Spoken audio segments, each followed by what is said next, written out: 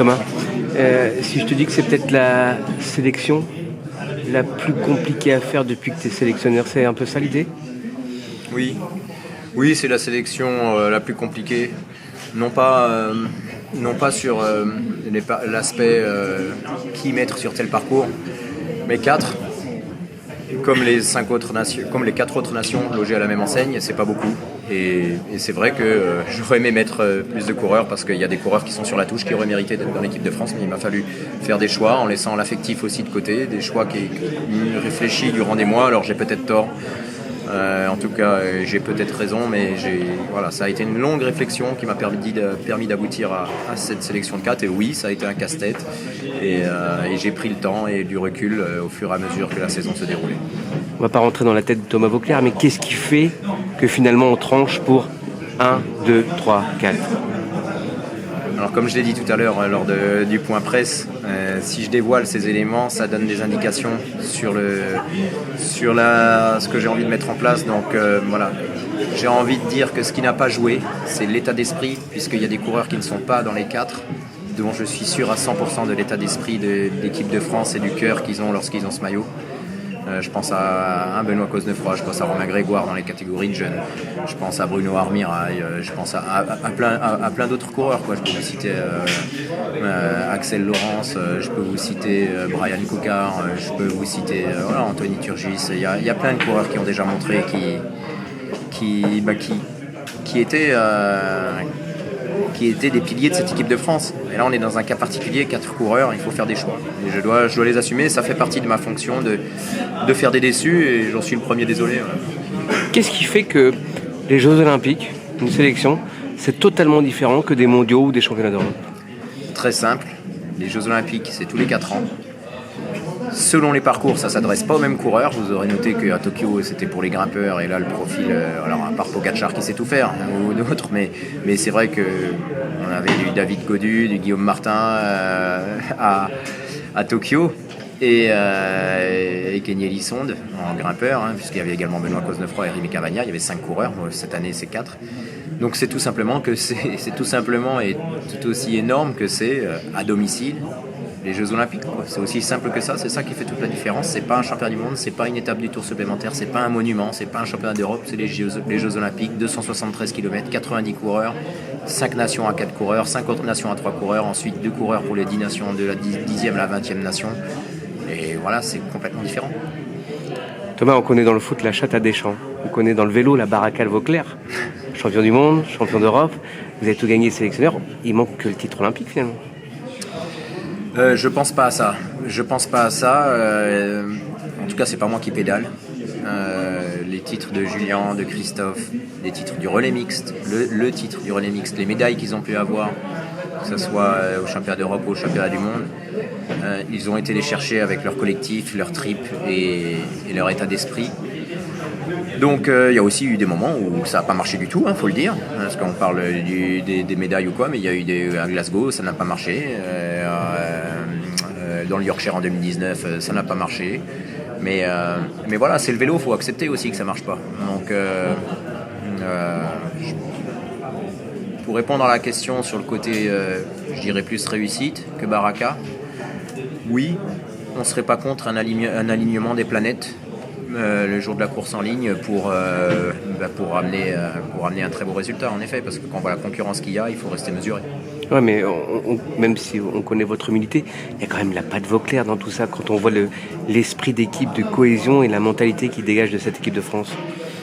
En tout cas, comme je l'ai dit, la mentalité, l'esprit équipe de France, la mentalité de cette équipe à ne pas avoir d'arrière-pensée, et c'est juste énorme, parce que quand les coureurs viennent, alors là c'est les Jeux Olympiques, mais sur les championnats du monde, championnats d'Europe, mettre le maillot de l'équipe de France, et quand je vois que ça marche ou pas, comment ils sont capables de se sacrifier les uns pour les autres alors qu'ils sont leaders dans leurs propres équipes, un des meilleurs exemples, alors bien sûr il y a Louvain, il y a la situation rétablie en Australie quand Christophe va faire deuxième, alors qu'il ne faut pas se cacher la vérité, c'était quand même très mal barré à 10 bornes de l'arrivée, et lorsqu'ils se sont mis tous ensemble, ils sont revenus, et puis ils sont revenus pour faire 2 avec Christophe. Et puis il y a eu ce championnat d'Europe à Trento où il y avait quasiment que des leaders dans leurs équipes respectives, où ils se sont tous sacrifiés pour Benoît Cosnefroy qui allait faire une belle médaille de bronze. Donc voilà, je sais pas ma place là-dedans, mais je sais que ça marche ou pas, c'est toujours des belles aventures et je suis toujours très fier de l'esprit collectif qui règne dans cette équipe de France. Il n'y a pas de recette miracle. Mais que faut-il faire? Finir le tour ou arrêter avant pour pouvoir récupérer? Parce que la course en ligne est déjà le 2 août. La course en ligne, c'est le 3 août. 3 août, pardon. 12 jours après le Tour de France. Cette question, elle est, je pense, individuelle, elle est propre à chacun, selon le profil du coureur. C'est vrai que vu les 3-4 derniers jours du Tour, si on est un pur sprinter et qu'on veut être à Paris, ça peut peut-être être un peu fatigant.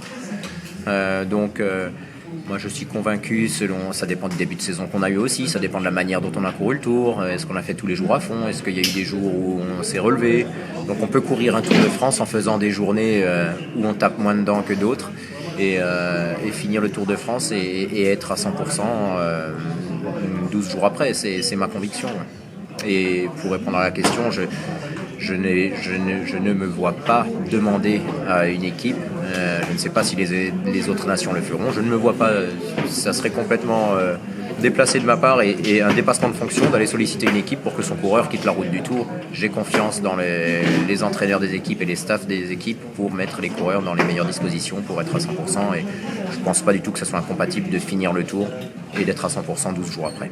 Allez, un dernier mot sur le Tour, on vous écoute tous les jours au micro de France Télévisions.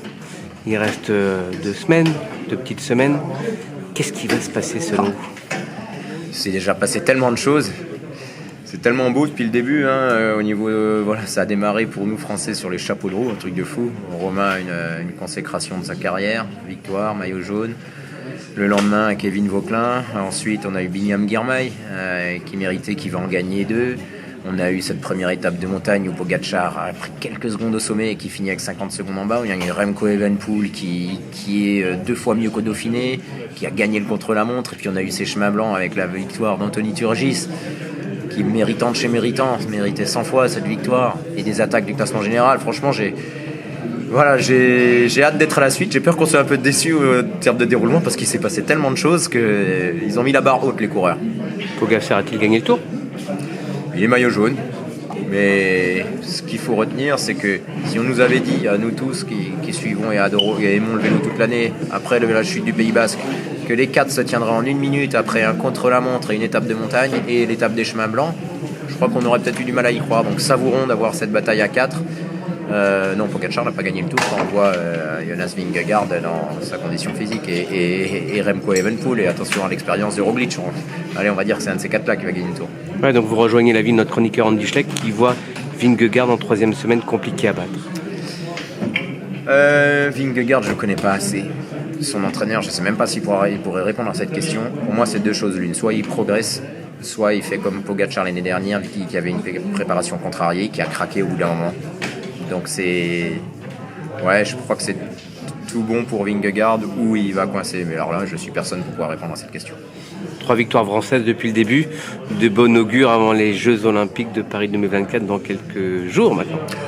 Déjà, c'est de bon augure pour le public français, il faut savourer, parce que c'est pas rien. Ces dernières années, on a eu une victoire à chaque fois et c'était déjà bien. Là, on en a 3 au bout d'une semaine avec la manière, surtout avec la manière, quoi. Donc ça c'est une chose, c'est incomparable les Jeux Olympiques avec des étapes du Tour de France. Vous n'allez pas me faire le coup, ils ont gagné 3 étapes, ils sont favoris aux Jeux Olympiques. Vous savez très bien que ce sont 2 choses complètement différentes, ce qui n'empêche pas de savourer et de féliciter chaleureusement ces 3 vainqueurs d'étapes français.